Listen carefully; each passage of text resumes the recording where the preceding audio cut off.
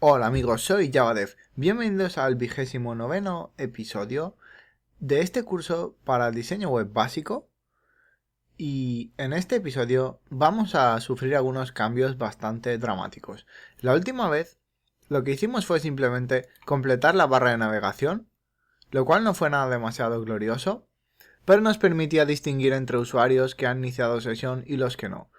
El problema al que nos enfrentamos ahora mismo es que nuestra aplicación no puede crecer más allá, porque necesitamos que la base de datos sea más completa. ¿Y qué es realmente una base de datos? Se supone que es un conjunto de tablas que guardan información, pero nuestra base de datos no es ni siquiera eso, solo es una tabla de usuarios.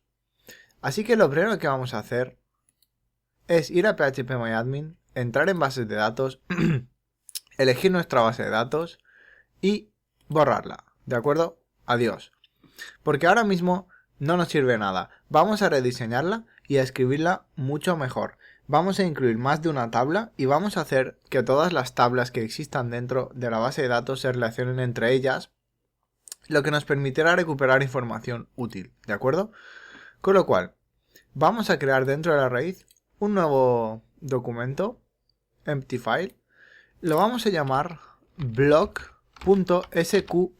¿de acuerdo? Esto, en primer lugar, nos va a permitir que NetBeans nos colore la sintaxis en vez de txt, ¿de acuerdo? Vamos a abrir txt, vamos a copiar esto y a pegarlo aquí. ¿Veis?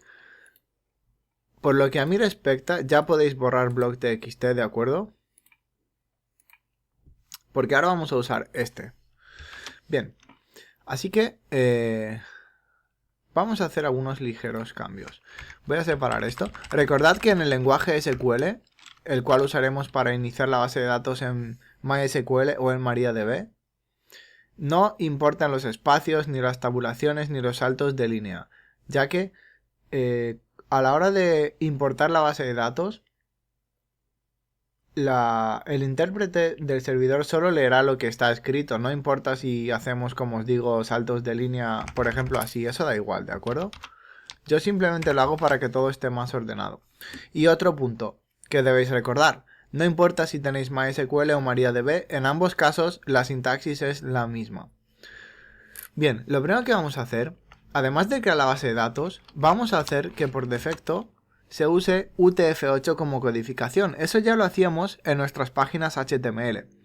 Y tiene sentido que lo hagamos también en la base de datos, ya que si usamos cualquier idioma latín, como por ejemplo el inglés o el alemán o tal vez el noruego y el español obviamente, en todos estos casos el UTF-8 es perfecto, ¿de acuerdo? Así que vamos a escribir default character set UTF-8. ¿De acuerdo? Recordad que he hecho este salto del NE y esta tabulación solo para que esté más ordenado, no porque importe. Si queréis lo podéis escribir en la misma línea, da igual. ¿De acuerdo? Bien. Así que tenemos nuestra tabla de usuarios. Bien. Y hasta aquí todo bien. Ahora vamos a añadir más tablas. En primer lugar, nuestro blog tendrá entradas, así que vamos a crear una tabla que los almacene. Create table entradas. Se supone que se escribiría todo dentro de este paréntesis, pero yo lo romperé en varias líneas para que todo esté un poco más claro, ¿de acuerdo? En primer lugar tendremos como siempre la ID, que será, voy a formatear, la ID, que será un int, porque será un número, será not null, porque no se podrá dejar vacía, será unique, porque no se podrá repetir, y tendrá el atributo autoincrement. Lo que significa que, si recordáis, cada vez que haya un ID nuevo tendrá un valor más. Es decir, que el primero será 1, el segundo será 2, el tercero será 3. Y eso pasará de forma automática. Otra cosa que vamos a necesitar es saber quién ha escrito la entrada. Quién es el autor. Y esto va a ser un autor barra baja id. Que será un int y será not null porque no se podrá dejar vacío. Os voy a dar una pista. El ID del autor va a ser una ID de un usuario. Pero más adelante os lo explico, en unos minutos, ¿de acuerdo? Bien, otra cosa que necesitaremos es un título, ¿de acuerdo? Y el título será de tipo varchar, de 255 caracteres de longitud, que es el máximo permitido. Haremos que sea not null, porque no queremos que el usuario deje el título en blanco. Y haremos que sea unique, porque no queremos que haya títulos repetidos, ¿de acuerdo? Esto ya veis que es más una decisión personal, podéis cambiarlo si no os gusta. Luego tendremos el texto, que será el contenido del artículo realmente. Será de tipo text, para almacenar muchos caracteres. Haremos que el character set sea UTF-8, ¿de acuerdo? Para que no haya problemas al escribirlo luego. Y haremos que sea not null, para que no pueda estar vacío. Luego haremos una fecha, evidentemente, que será de tipo datetime, not null, por supuesto. Recordad que lo escribo en mayúsculas para que se distingan las palabras clave, pero podéis escribirlo en minúsculas si queréis. Bien, luego también tendríamos la propiedad activa, para saber si la entrada está activa o no, porque a lo mejor el autor la quiere mantener oculta hasta que acabe de escribirla o lo que sea. Será de tipo tiny, int, que es un número muy pequeño, recordad. Y usaremos básicamente un 0 o un 1, donde 0 será oculta y 1 será visible. De tipo not null, tampoco podrá estar vacío. Y recordad que lo último que faltaba era declarar una primary key, una clave primaria, que es lo que va a identificar la base de datos, es decir, las diferentes entradas existentes. Hasta aquí todo bien. Sin embargo, como os he dicho, las cosas están evolucionando y ahora necesitamos que la base de datos se relacione, que la tabla se relacione con otras tablas. Y en este caso, la tabla de entradas se relaciona con la tabla de usuarios, ya que ninguna entrada puede aparecer si no la ha escrito un usuario. Y para eso precisamente teníamos este autor ID. Esto se refiere a una ID de un usuario. ¿Cómo lo relacionamos? Bien, ponemos la coma y saltamos una línea más. Tenemos que escribir la siguiente palabra clave, foreign key, que es clave ajena. Tenemos que indicar cuál es la clave ajena, que en este caso será autor /id. Tenemos que poner el nombre de la columna, que es esta, ¿de acuerdo? Autor id. Bien. Podríamos seguir escribiendo en la misma línea, pero voy a saltar de línea y voy a tabular para que esté más claro. Primero, tenemos que indicar a qué tabla se refiere esto. Solo hay otra tabla en este caso, así que ponemos la palabra clave references y la tabla a la que nos referimos, que es usuarios. Y entre paréntesis ponemos a qué columna nos referimos, a la ID, ¿de acuerdo? Así que indicamos que nos referimos a esta tabla de aquí y a esta columna, ¿bien? Ahora tenemos que indicar qué pasa si se actualiza la tabla de usuarios. Así que primero indicamos que onUpdate la acción sería cascade. ¿Qué quiere decir esto? Bueno, imaginad que el usuario 1, es decir, el usuario con la ID 1, cambia su ID por cualquier razón y su ID se convierte en 5. Eso quiere decir que cuando la ID se convierta de 1 a 5 en usuarios, habrá una acción en cascada y todas las entradas en las que la ID del autor era 1 se convertirán en 5. Esto hará que el usuario siga manteniendo sus entradas.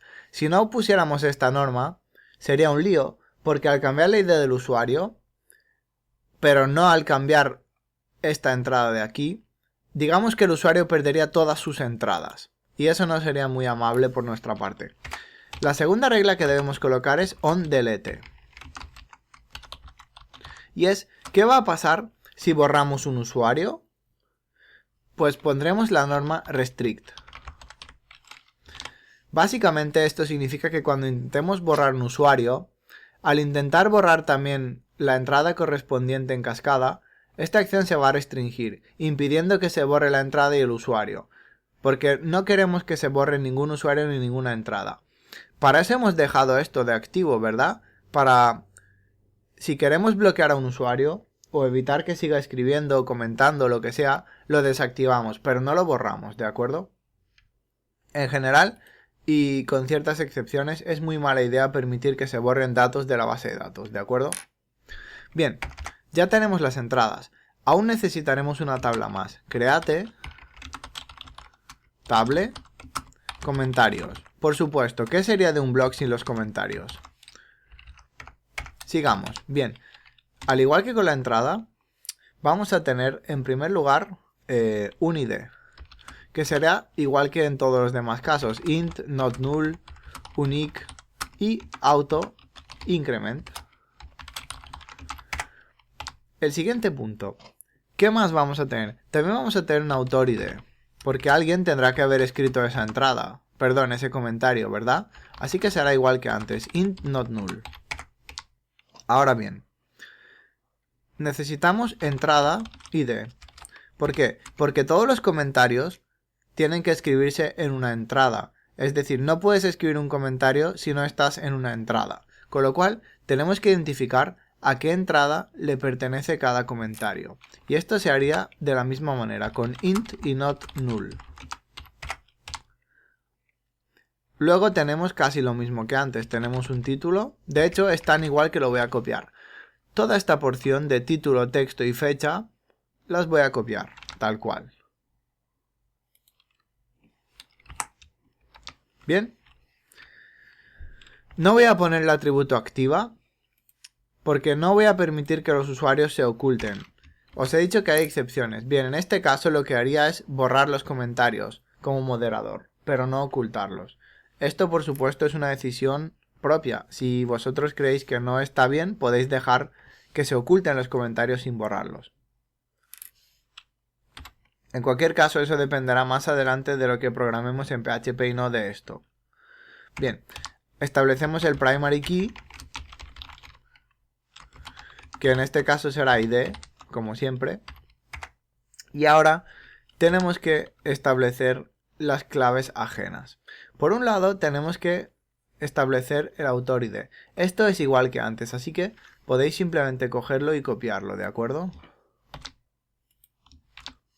Bien, el problema en este caso es que tenemos otra clave ajena.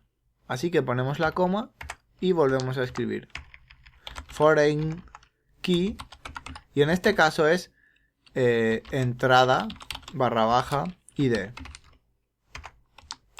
que referencia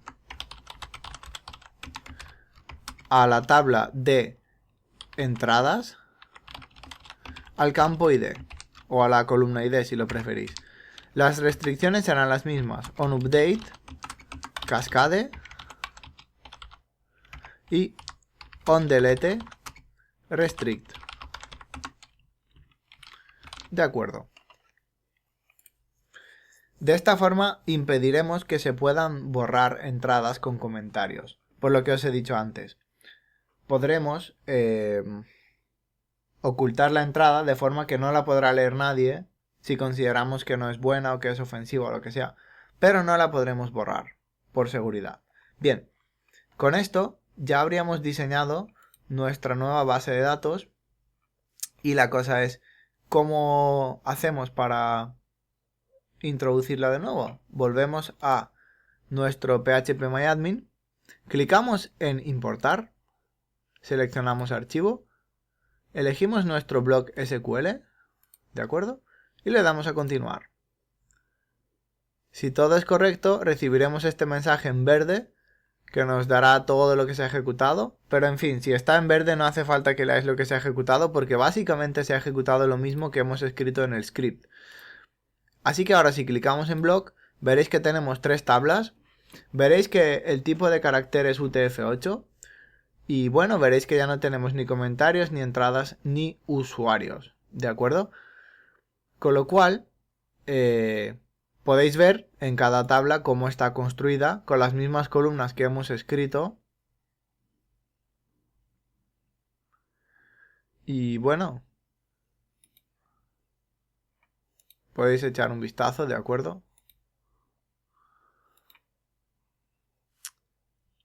Y comprobaréis que,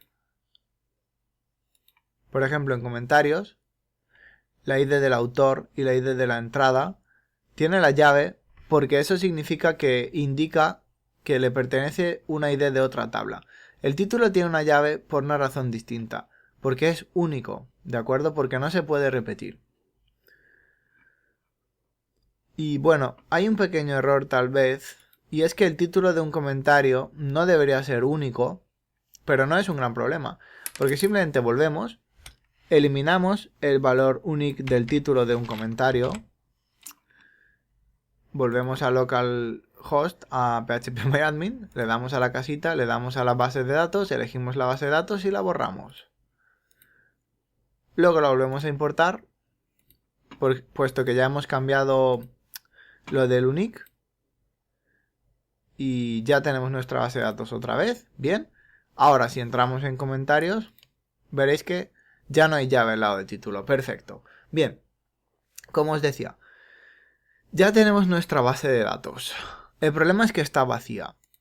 Lo que vamos a hacer en el próximo episodio es preparar nuestras clases PHP para crear un script que automáticamente introduzca 100 usuarios, 100 entradas y 100 comentarios en la base de datos con solo un clic, sin que tengamos que escribirlas obviamente una por una, porque si no, podríamos morirnos de viejos antes que lograr acabar la aplicación si tuviéramos que escribir tantos casos de prueba a mano.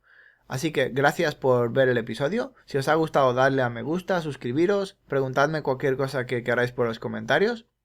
Esto es todo por ahora y seguimos en el próximo episodio. ¡Hasta luego!